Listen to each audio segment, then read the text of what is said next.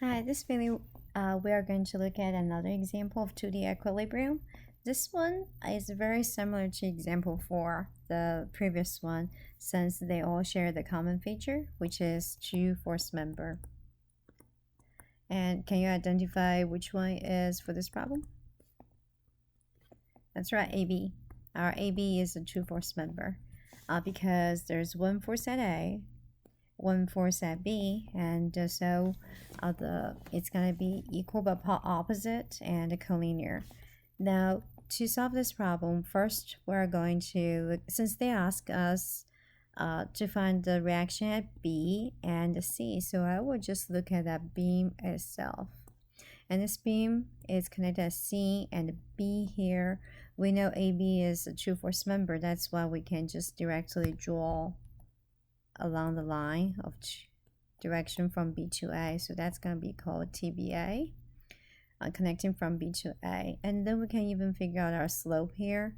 The horizontal is 4, the vertical is 3.2, but here they have the height of the beam is the half height is 0.2, so this basically it's 3. So it's a 3, 4, 5 triangle. 3, 4, 5 triangle. Then we also know C again, it's a pinned support, so that would be CX and CY. And we said that this is B. At this point, we're going to have a mass coming down. 2000, we're going to change that weight to force times 9.8. That will give us this much Newton, right? All right, so when we have that, we're going to go ahead to have our forces at X direction. That's going to be CX. X direction will be, if we were to decompose this to X direction and Y direction, X direction will be 4/5 of TBA.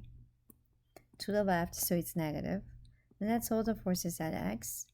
All the forces at Y will have CY, and TBA have 3/5 of TBA.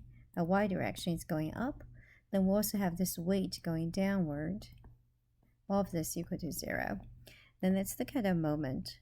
Moment, we have point, choose any point, but we choose C because there are a couple of forces going on there. So CX, CY will not contribute the moment at C because they go through C. Now let's look at TBA, our X direction right here.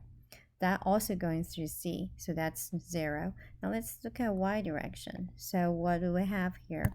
We'll have 3/5 of TBA.